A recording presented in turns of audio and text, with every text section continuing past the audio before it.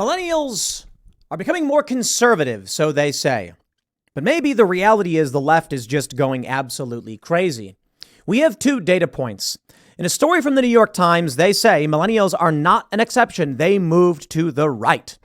Over the last decade, almost every cohort of voters under 50 has shifted rightward. And I think this data point is due to human lack of comprehension skills. And it's kind of crazy to think. Millennials aren't getting more conservative. They're not. But they are more likely to vote Republican. In another story from the Financial Times, they say millennials are shattering the oldest rule in politics because they're not getting more conservative. The issue here is that they're conflating two totally different things. In the New York Times article, they say that millennials are in fact moving to the right, despite what the Financial Times may actually say. But the New York Times is playing a dirty game where they're trying to make liberals into conservatives so the left become liberals. It's the shift. It's the great wheel, as I call it in politics. Here's how it works. Imagine you have a wheel and you have centrist in the middle, right wing, far right, left, far left. When the wheel spins, the far right falls off. They go under. Then right wingers become far right, centrists become conservative, liberals become centrists, and leftists become liberals. The far left, the fringe communist psychopaths become now far left. You see how it works? The whole wheel shifts. That's what the New York Times is actually doing. Now, let's break this down. There is some good news here. Millennials and Gen Z are seeing a massive shift towards the Republican Party. Not massive enough, but fairly large. And it will likely become more pronounced as time goes on. But the big challenge is that the Republican Party does adopt more liberal policies as time goes on, welcoming in former liberals. As the Democratic Party becomes more and more fringe leftist, then the issue is it drives away many of the millennials who are still left. So this is the game they're playing. And you can break it down very easily. First, over the Financial Times, they say millennial voters in the UK and US are not following the typical pattern of growing more conservative as they age. But what is he talking about? What does it mean to be conservative? None of these people actually know. They don't define it. What is he actually saying? The Financial Times breaks it down. Economically conservative. Interesting. So they're not talking about social issues. They're not talking about wokeness or LGBTQ. They're talking about taxes and fiscal policy. Yes. When you have people like Steve Bannon on the Trump supporting right saying that wealthy people are ripping you off, don't be surprised if the younger generations don't adopt more laissez-faire capitalist policies. But to argue that makes them not conservative is very strange. Over the New York Times, they show this graph. And Nate Cohn writes about this. He says, 15 years ago, a new generation of young voters propelled Barack Obama to a decisive victory that augured a new era of Democratic dominance. 15 years later, those once young voters aren't so young and aren't quite so Democratic. Why? It's really simple. It's not because people like me have become conservative. I've actually moved slightly left on many issues. But the Democrats are nuts. They want to sterilize kids. You've got proponents of abortion up to birth. You actually had Northam in Virginia give his famous quote, "The baby would be delivered, resuscitated if necessary, brought into another room, and then the mother and doctor would make a decision." What? The baby, it's alive. That's insane. So no, these leftists, these far leftists, they want me to be conservative, but it doesn't make sense and it doesn't work in an actual debate format, which is why I actually think they don't want to debate. It's why they don't want to appear on shows like Timcast IRL. It's not so much about having their ideas refuted. It's about the contrast between me, a traditional liberal, a conservative, and them, the crackpot psychopaths of the far left. When they come on this show, they say, we had the guy from the Surf. He's like, Tim, you're for forced abortion, forced birth. What does that even mean anything? If there's a baby in a woman, baby's got to come out somehow. And so his whole stance is, if the woman's pregnant at 8.5 months and the baby can live, who cares? It's got to come out. You can kill it. I'm like, that literally makes no sense.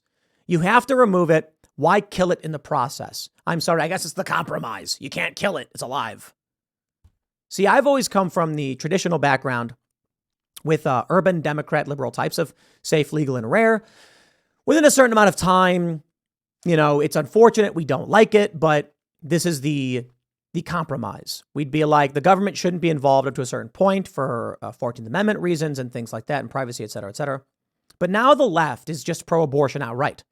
They think you should literally, I think, what did Planned Parenthood tweet? Someone said they tweeted something like, any reason is a good enough reason or whatever. And I'm like, no, it isn't. Like, that's crazy. We've never supported that. Yet in a debate with these leftists, I have Seamus Coughlin, who's hardcore pro-life, wants to ban it completely no matter what. Then you have me, traditional pro-choice, debating with an abortion absolutist. And they're calling both of us conservatives. I'm like, we're not going to agree on policy. He's conservative, I'm liberal, and you're a crackpot. This is what's happening. The Democrats have embraced such psychotic policies that there are many millennials who aren't becoming right-wing who are voting Republican. The New York Times uses this trick to say, yes, millennials are moving to the right.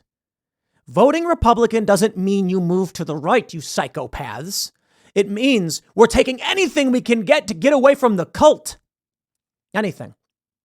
It's funny when I see people who are like very liberal and they're like, I don't like Trump, but man, wokeness is insane. We don't want to have anything to do with it. And then what they do in both of these is they conflate the two things and make them seem like they're the same. He goes on to mention last fall, voters supported this, that, or otherwise. I think they mentioned the Financial Times in here. And I think, let me see if I can just pull it up because I think it is relevant to the conversation. Let's see what we got here. Let's just type in Times. Last fall, young voters, the young voters of 2008, by then 32 to 43, preferred Democratic congressional candidates by just 10 points.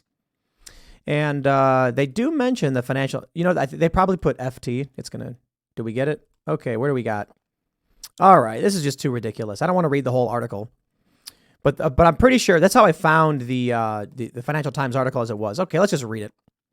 They say, blah, blah, blah, blah, blah. The shift towards the right among young voters who propelled Obama to victory is part of a larger pattern. Over the last decade, almost every cohort of voters under 50 has shifted toward the right, based on an analysis of thousands of survey interviews archived at the Roper Center. It's not necessarily a stunning finding. Political folklore has long held this we get.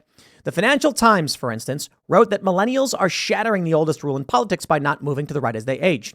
Similarly, the Democratic data firm Catalyst found that Democrats essentially haven't lost ground among millennials and Gen Z in over a decade.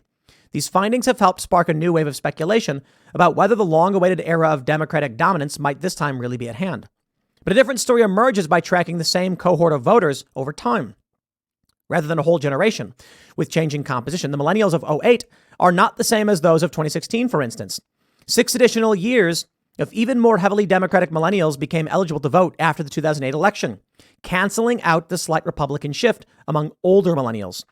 The shift to the right appears largest among the oldest young voters, the older millennials who came of age in a very different political era. Basically, what they're saying is the generation doesn't mean anything. It's the time they were born. So that's why they break this down by 85 to 89 and 1999 to 94. If you just say straight up millennials, you might see a different picture. But here's what I think we're seeing. Algorithmic decay, the rise of a new religion. I think Instagram, TikTok are captured. I think TikTok especially is captured, likely with heavy Chinese influence. Republicans are too stupid to do anything about it. So while I do see a path forward, and I am fairly optimistic, I am startled by what we see on a day-to-day basis. Bud Light, knowing that they're destroying their brand, double down, sending more money to causes that offend their audience. These are the kind of things that makes people like me say, you know what, I'm voting Republican for the first time. I don't care. The Democrats are nuts. People like Steve Bannon, when he speaks, he sounds like he's at Occupy Wall Street.